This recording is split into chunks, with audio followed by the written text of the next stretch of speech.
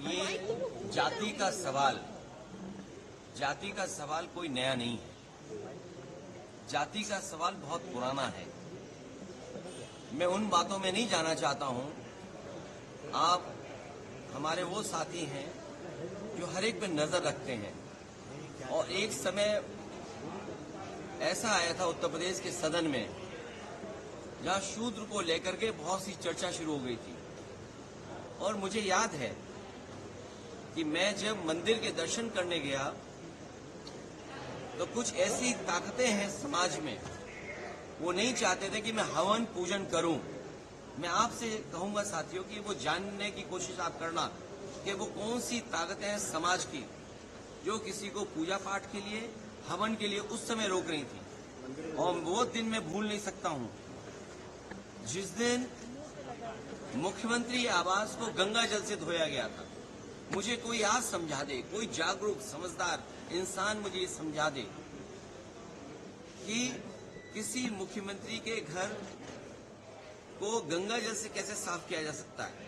मैंने लोकसभा के चुनाव में मैनपुरी में देखा कि बहुत सारे लोगों ने प्रतिमा को धोया था।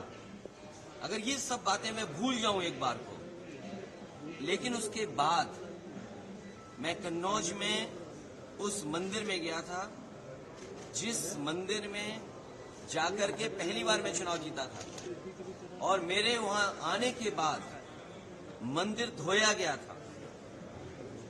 सोचिए, आप कल्पना कर सकते हो, जब आप चंद्रमा में जाना चाहते हैं, इलेक्ट्रॉन्स की बात कर रहे हो, डिजिटल इंडिया की बात हो रही हो, विश्व गुरु, अमृतकाल, विकसित भारत, और आप गंगा जल से धोएंगे मंदिर को। सवाल अगर ये हट जाए एक बार को, और जो सदन का सवाल है, क्या बीजेपी, कांग्रेस पार्टी के नेता या किसी भी व्यक्ति की जात पूछ सकती है? हम और आप लोग कभी व्यवहारिक मजाक करते हैं तो उसमें चलो एक बार को कोई बात मजाक में चली जाए, लेकिन सदन में जो शब्द का इस्तेमाल हुआ था, मुझे तो ये लगता है अनुराग ठाकुर जी को कहा गया है कि 99 बार गाली खा करके आओ आप सदन में, तब आप मंत्री बनोगे। और जाति का सवाल जिसको जानना है, बाबा साहब भीमराव अम्बेडकर जी की किताब एनिमिलेशन ऑफ कास्ट, एनिमिलेशन ऑफ कास्ट जरूर पढ़नी चाहिए।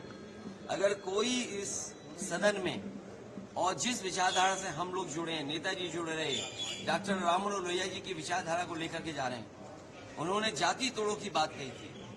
इनके पास अगर कोई व्यवस्था हो जिससे जाति तोड़ी जा सके, बीजेपी के लोग बताएं कि जाति तोड़ो आंदोलन जो डॉक्टर राममनोहर लोहिया जी ने चलाया था और समाज में एक परिवर्तन लाने की कोशिश की थी, क्या जाति तोड़ो आंदोलन का उनके पास कोई दूसरा है विकल्प?